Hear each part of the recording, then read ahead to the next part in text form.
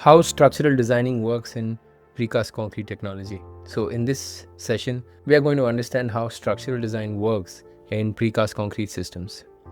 This is not only about beams and columns, it's about system level engineering.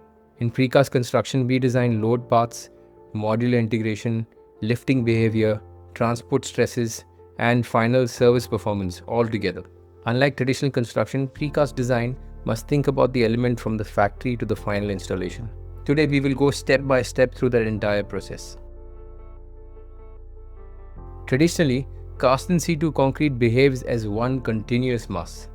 Reinforcement is continuous, joints are only construction interruptions, not structural breaks. But in precast, we move from monolithic continuity to modular coordination. Each element is manufactured separately. Force transfer happens through connections. Design is governed not only by structural requirements but also by lifting weight, transport dimensions, and handling constraints. Structural concrete must achieve at least 25 megapascals, characteristic compressive strength at 28 days. So precast is not just concrete, it is coordination engineering. The first critical stage is demolding. Here, the concrete has not yet reached its full strength, but lifting forces are already applied.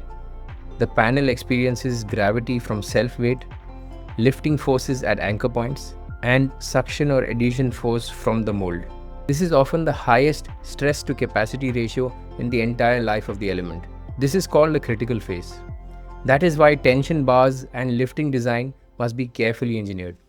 After demolding, the next challenge is transportation. Transport creates dynamic road loads. There is bouncing, there is torsion, there are axle load limits, typically 5 to 10 tons per axle. There is also a maximum height limit, usually around 3 meters.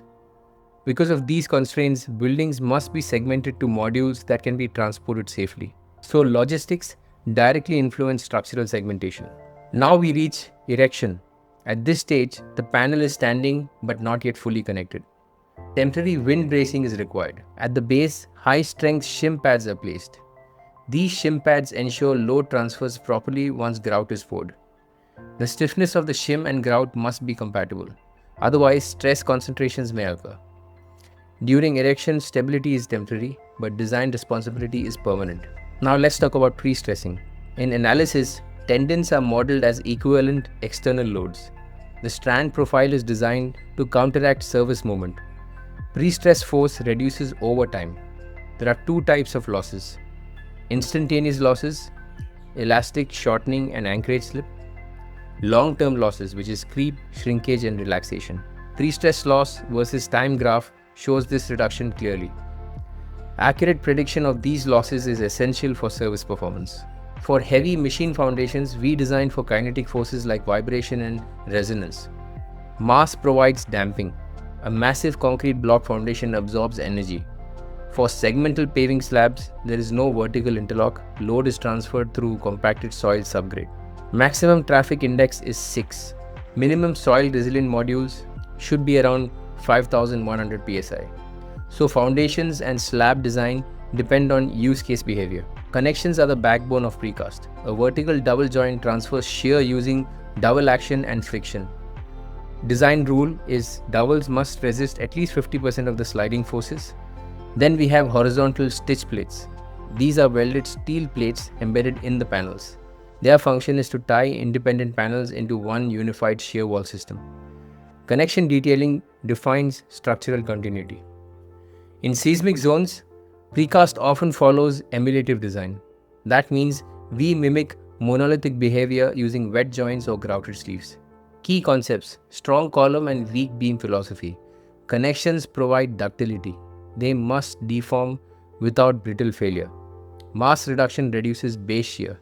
Since force equals mass times acceleration, lighter systems generate lower seismic force. Hollow core systems help in mass reduction. If you guys are enjoying this kind of content of us breaking down precast concrete technology, please consider subscribing. A lot of you watch these videos but don't subscribe. Please do subscribe. It motivates us to create more content like this for you guys. Bond between steel and concrete works through mechanical interlocking. The ribs on rebar push against concrete, but these ribs also create radial stress. If there is no confinement like stirrups, splitting cracks may occur. Optimization. Textured epoxy bars provide better bond performance compared to smooth epoxy bars. Understanding bond mechanics prevents premature cracking. Now let's consider fire. When interior temperature rises, the inside of a panel expands. This causes outward bowing. The top connection must resist pullback force. The design rule is that top connections must prevent panel from falling outwards. Failure mode goal is inward collapse, never outward collapse into the street. This is a critical safety design principle. Precast elements must account for X, Y, and Z adjustments. No element is installed perfectly. There is cumulative tolerance stack up. Gap design must accommodate this accumulation. Otherwise, the final closure piece will not fit. Clash detection using BIM or building information modeling is essential to avoid rebar interference with foundation starter bars. Constructability is a design responsibility. There are three common risks. One is end region cracking caused by bursting forces from pre-stress release. Two is grout failure due to poor workmanship or shim stiffness mismatch. And the third is excessive crack width. Must be measured and verified. Quality assurance includes digital crack width inspection, and risk mitigation requires both design and supervision. This graph shows compressive strength versus time. Standard concrete gains strength very quickly early. High performance concrete with fly ash or microsilica gains strength slower initially but exceeds standard concrete later. HPC improves post-structure density. Trade-off is that slower early strength may affect lifting schedule, and of course durability improves because crystalline technology reduces porosity. Material science directly influences structural performance. Precast engineering is the closed loop. We must design for transient stresses, constructability, connection physics, and service performance. True expertise lies in designing the system, not the segment. A building is not a collection of panels, it is like an integrated structural system. That's all for today. If you have any questions, please leave it in the comments, and I'll see you in the next video.